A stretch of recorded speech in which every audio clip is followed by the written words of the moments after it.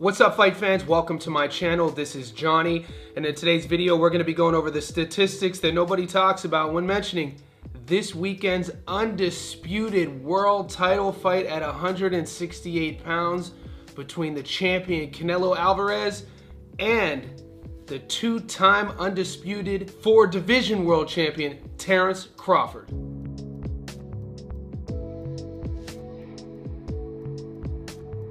Guys, before I continue, I want to say thank you to all the new subscribers. Thank you to everybody who's been with me since day one. If you haven't already, could you please remember to hit subscribe? Could you also like this video? Go down to the bottom of your screen right now, find the little bell, click that so you never miss a video. Also, become a member of our Johnny Says Boxing Insider VIP membership. With that membership, you get more access on the channel. You get features and shout outs on my daily live streams. But more importantly, you get access to my professional boxing, betting, gambling Discord.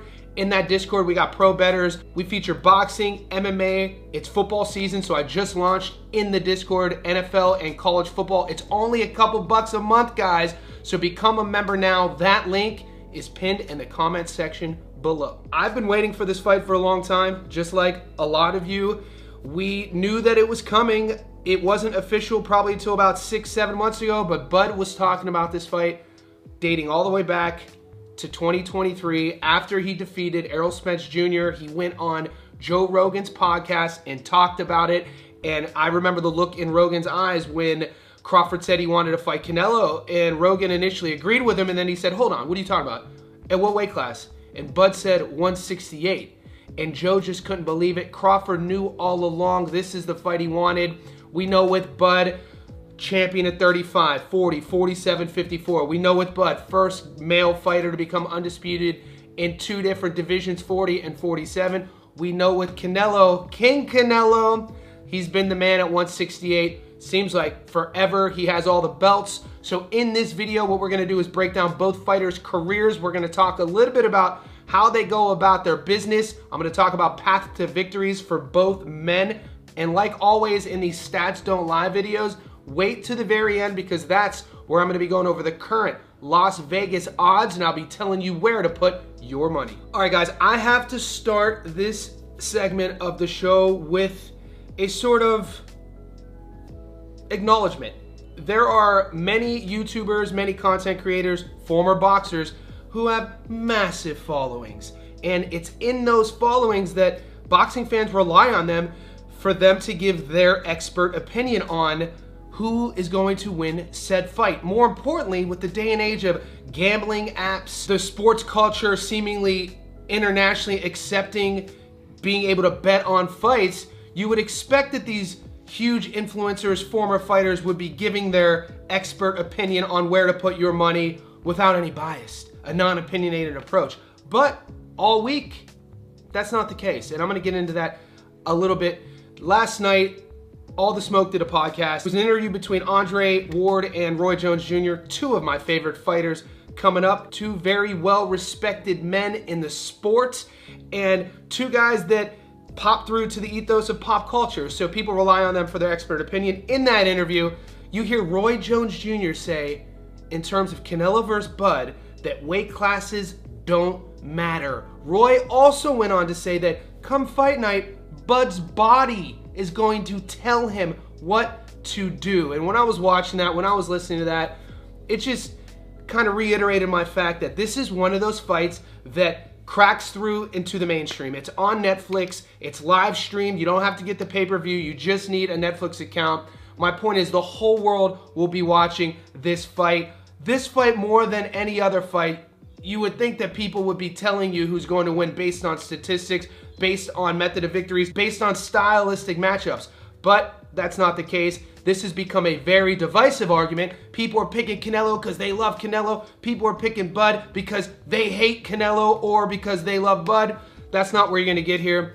I should also say Bud's been one of my favorite fighters.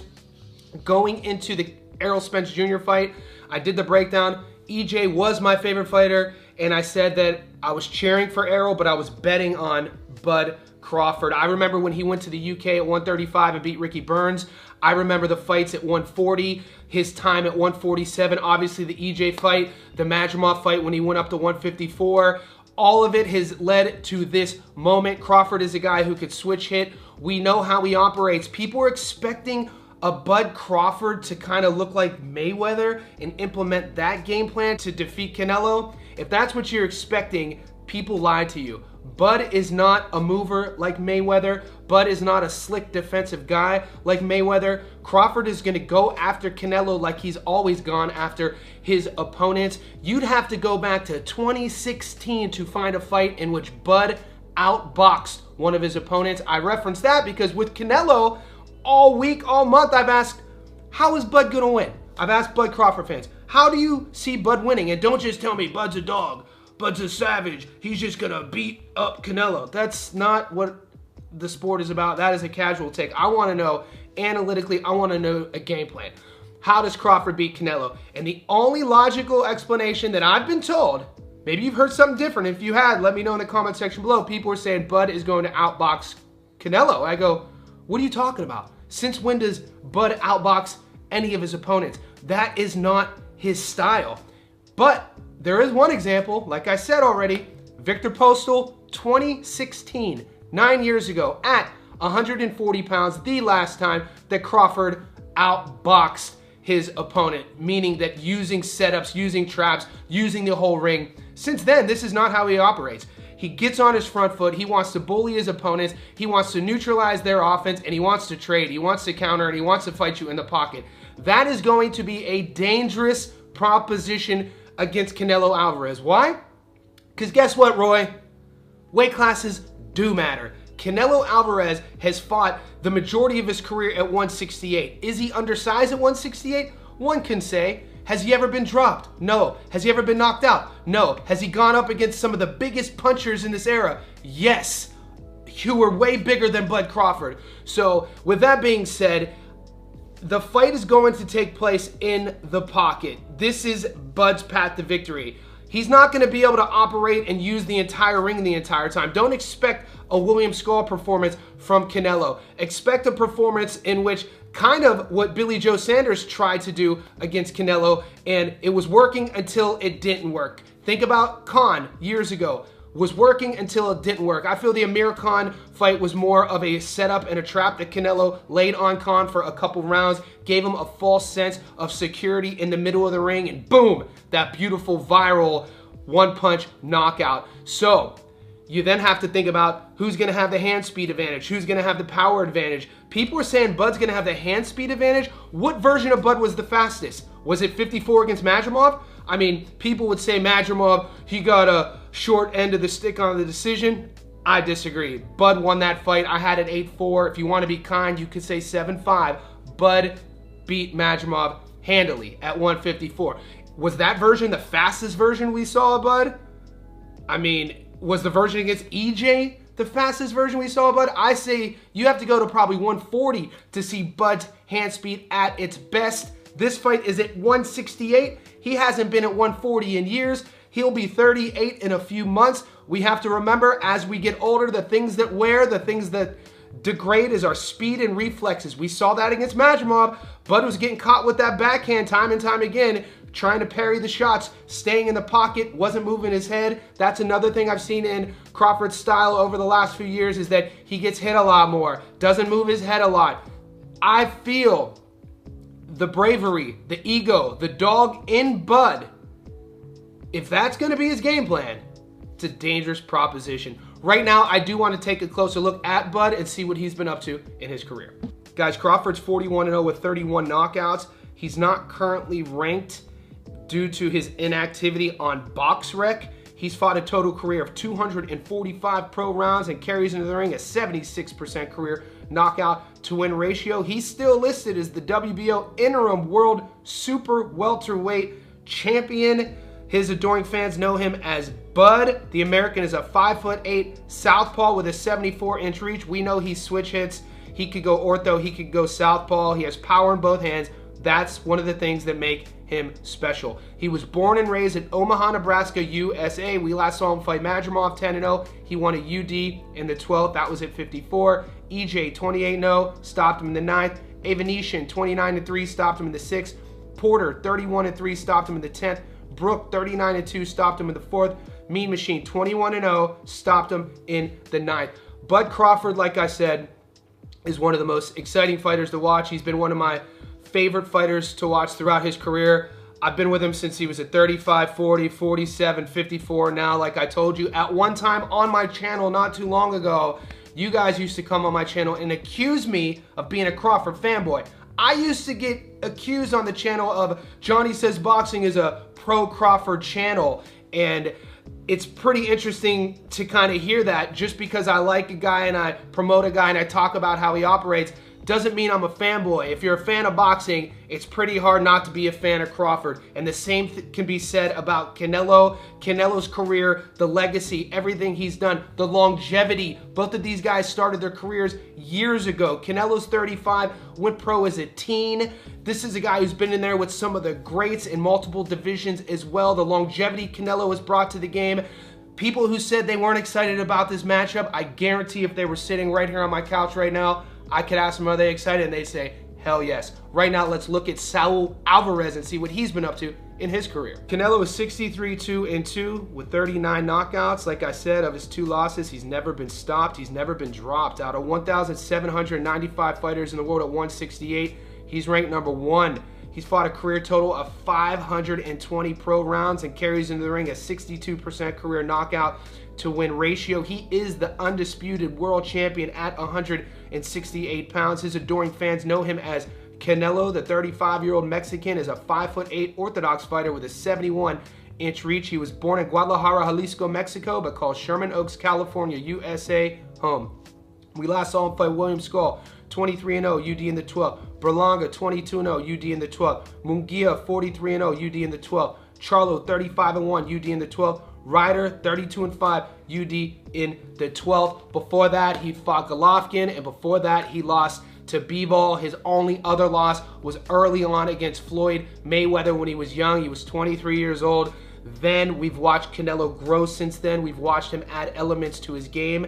You really want to learn boxing and focus and study a guy who levels up from taking a loss. Watch Canelo before Floyd and watch him after Floyd. Great head movement. When he's cooking, when he's in his prime, he is a lot to deal with. Both guys are not in their prime anymore. That's fine. That should not be controversial. One's 35, like I said, Bud's gonna be 38. Neither guy's the fastest they've ever been. Neither guy's the strongest they've ever been. With Bud, he is the biggest he's ever been, but with Canelo, Canelo will be the biggest guy Bud's ever fought. Canelo will be the biggest puncher Bud's ever fought. Canelo will be the most experienced fighter Bud has ever fought. What does Bud bring to Canelo that Canelo has never seen?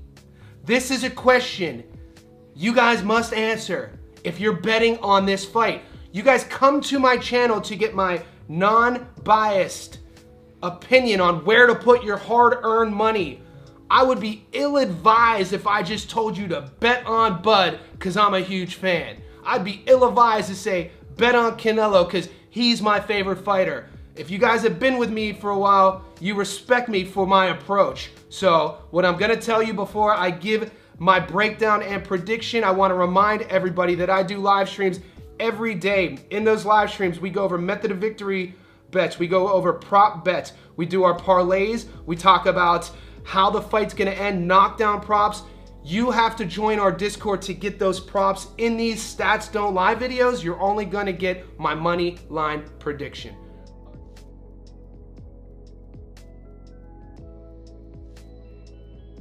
All right, guys, wherever you are in the world, let's pull out your betting apps. I'm gonna pull out my book right now, and currently on the money line, Canelo Alvarez is a $1.59 favorite, meaning 100 on Canelo gets you your money back plus 59. The draw is 14-1.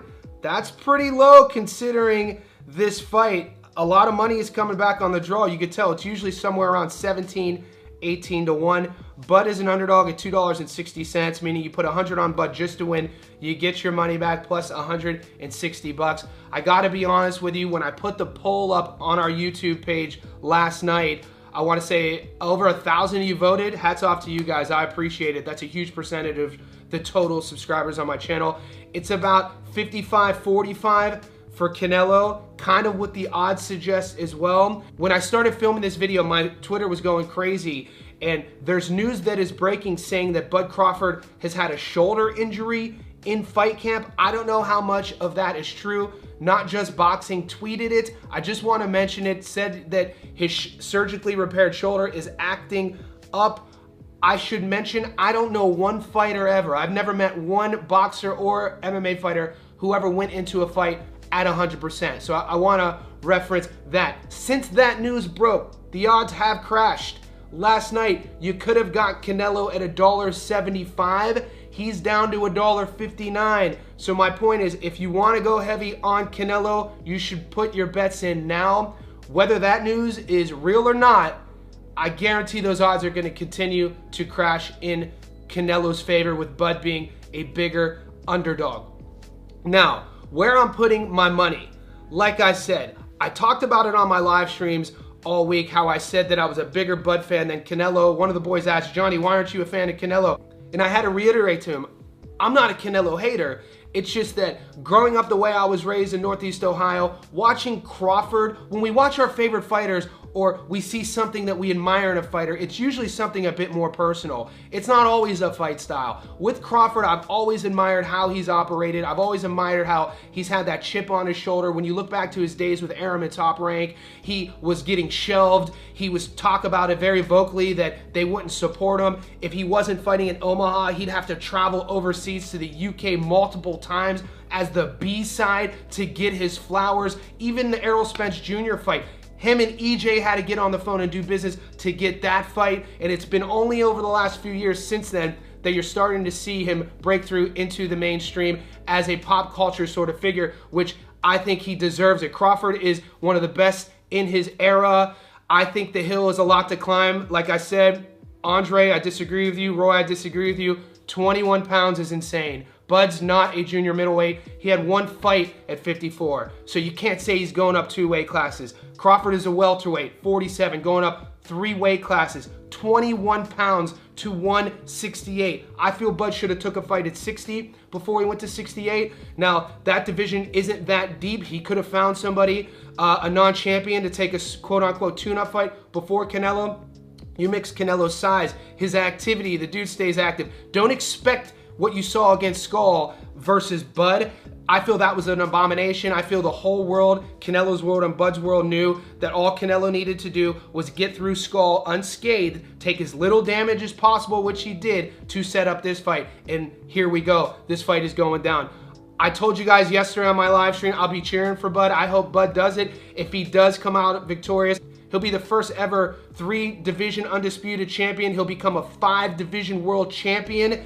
Where I'm putting my money, I'm going Canelo. I'm cheering for Bud, but I can't sit here and tell you to put your money on Bud. I don't see a path to victory. I don't see him outboxing Canelo, and I definitely don't see him hurting Canelo. I think Canelo's power in the pocket, I think his body work, his lead hook, we saw that hook against Berlanga, we saw the backhand against Munguia, we saw the uppercut against Billy Joe, his punch selection, and his overall generalship in the division. I'm very comfortable with a Canelo Alvarez victory. I'm not going to tell you how it ends. This is not an echo chamber. Like I said in the comment section below, you did not have to agree with me. I expect a lot of you guys not to agree with me. How do you see this one going, Canelo or Bud? Also, guys, if you haven't seen my breakdown, analysis, and prediction of another fun fight on this card, it's an actual rematch between Serhiy Bohacek and Brandon Adams. Stay tuned because that's coming up right now.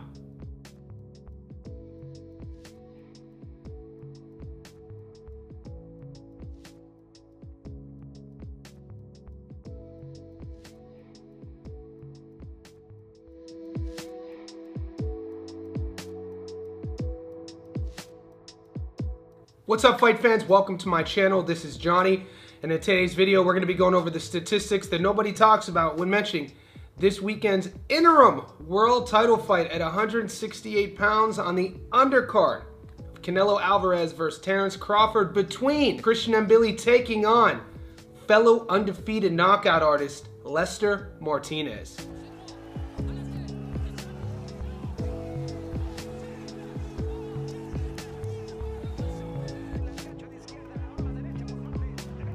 Guys, before I continue, I want to say thank you to all the new subscribers. Thank you to everybody who's been with me since day one. If you haven't already, could you please remember to hit subscribe? Could you also like this video? Go down to the bottom of your screen right now, find the bell, click that. It's a notification button. Do this so you never miss a live stream or a video. Also, guys, we launched our Johnny Says Boxing VIP Insider membership.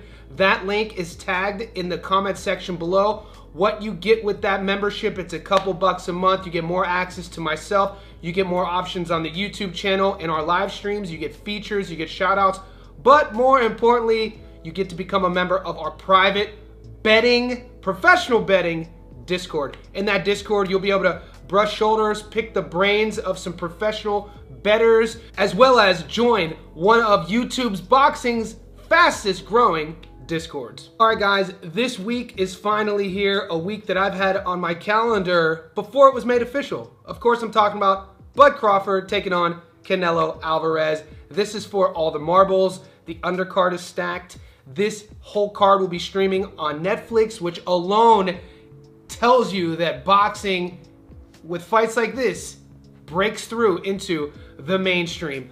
On the undercard, a bunch of fights that I'm going to be going over this week. I'm going to be talking about that rematch between Boacek and Adams. You got some young, hungry killers on the card. Callum Walsh taking on Fernando Vargas Jr. But in this video, I'm going to be talking about a sleeper fight of the year candidate between two undefeated big punchers. One is the interim champion Mbilli, and the other one is one of Bud Crawford's stablemates, the Guatemalan B&B boxing student of Bomac. I'm talking about the undefeated, hard-hitting Lester Martinez. So in this video, what I'm going to do is break down both guys' careers. I'm going to talk a little bit about how they go about their business.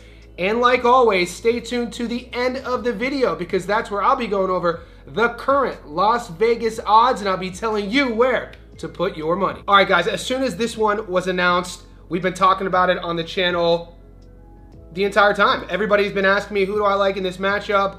We most recently saw Mbilli when he took on Selecki, a gorgeous first-round knockout. We got some insider information about that fight, so I put that in the Discord. It only seemed like it was a couple weeks ago, which it wasn't too long ago, and Mbilli landed a gorgeous uppercut. With Mbilli, you're going to see a guy, he's listed at about 5'8", maybe 5'9", depending on who you ask. Another interesting thing about him, his BoxRec says he has a 72-inch reach. I've been told by people close to him it's more like a 74-inch reach. Why is that important? I think it's important because one of the aspects and sort of benefits of his style is that Mbilli could punch going forward and coming backwards, moving off onto that back foot, which we rarely ever see. He's a big puncher, a lot of volume. The thing that stands out for me the most when I watch a Christian Mbilli fight is his gas tank and his willingness to trade.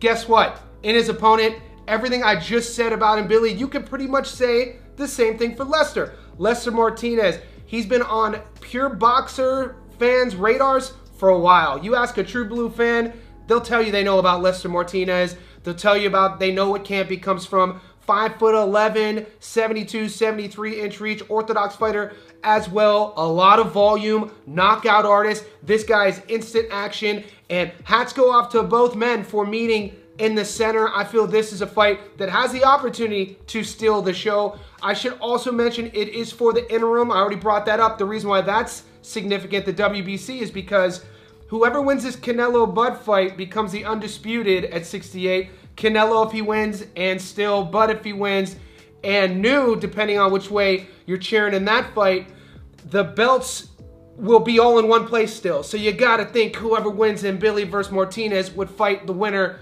of Bud versus Canelo, which kind of sounds insane because I don't see Lester fighting Bud. So we'll see if the rumors are true, whatever way we cut it.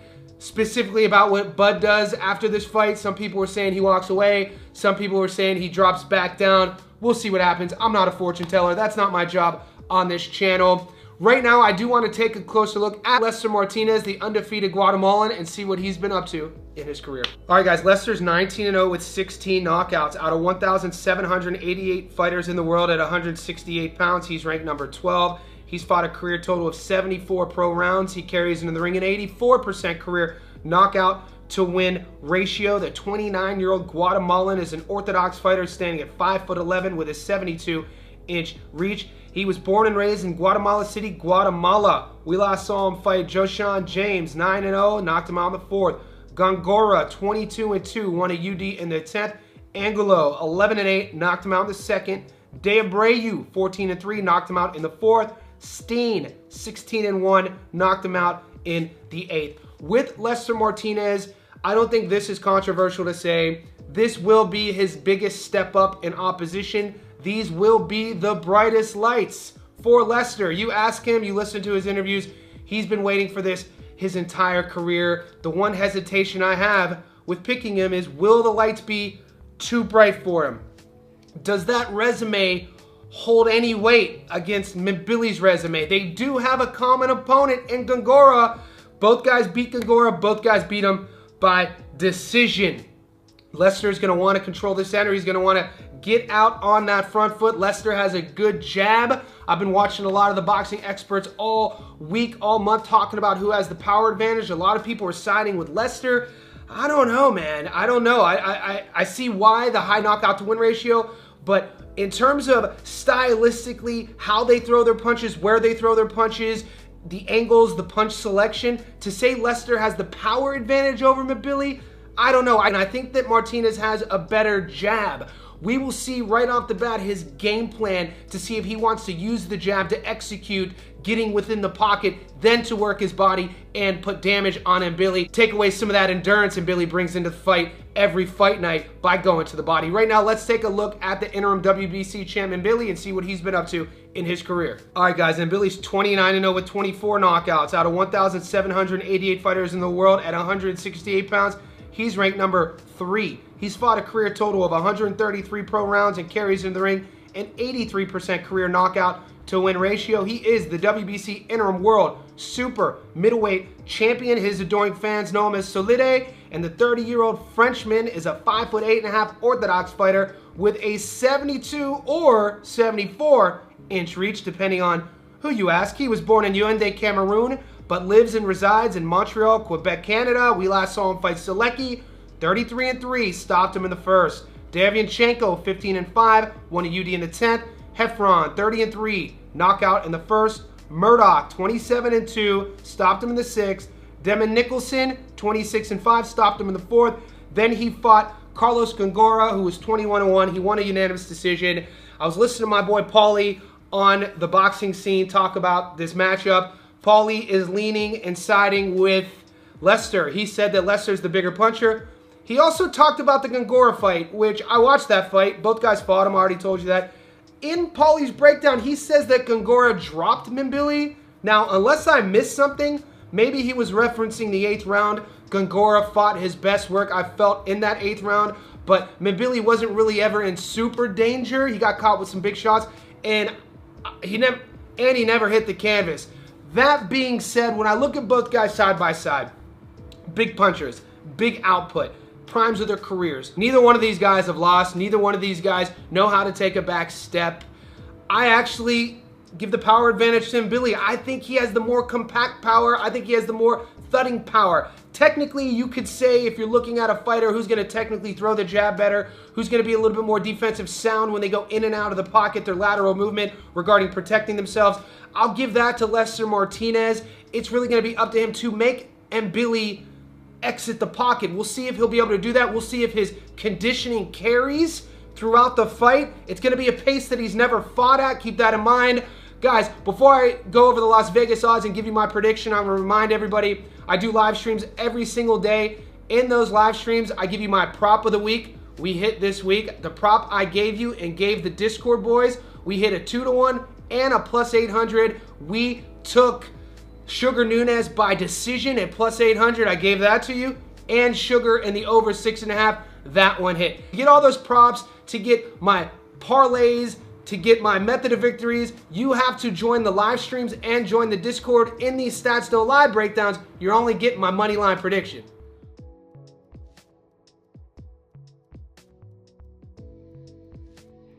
All right, guys, wherever you are in the world, let's pull out those betting apps. I recently changed my app down here in Sydney from Sportsbet to Bet365, and I advise all you Aussies to do the same. The reason for this is Sportsbet, if there's a draw, you lose your bet. But Bet365, if there's a draw, the bet just gets voided, so your parlay is still active.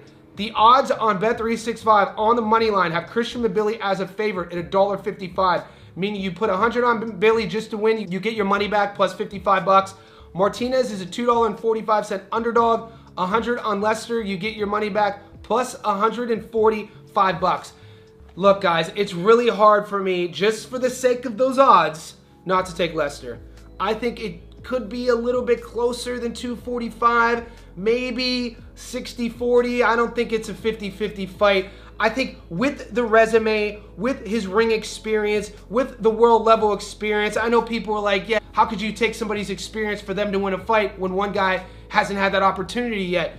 I'm going to do that. I think Christian Mbilli's gas tank, I think his power in the pocket, and I think his ability, like I said, to punch going forward and punch going backwards will be the difference. I think he's going to wear Lester Martinez down throughout the 10-round fight. It is only a 10-rounder, not a 12-rounder. So my money is all in on the money line with the Frenchman, Christian Mbilli. This one was a tough one for me because I've been a fan of Lester his entire career. You guys know how I feel about B&B Boxing and Bomac. I feel Bomac's one of the best coaches in the sport. So I'm not anti-Lester. I'm actually a fan of him, but I'm going with my wallet on this one. I think Mbilli is going to be too much, and I think we're going to see it in this fight. This is not an echo chamber. In the comment section below, let me know, guys, where you're putting your money. Are you going with Mbilli? Are you going with the Guatemalan Lester Martinez? And guys, stay tuned to the channel. Like I said, you're going to be getting the videos, my predictions on Canelo versus Bud, Boacek versus Adams, the whole entire fight card. Plus, we got Naoya Inoue fighting MJ this weekend,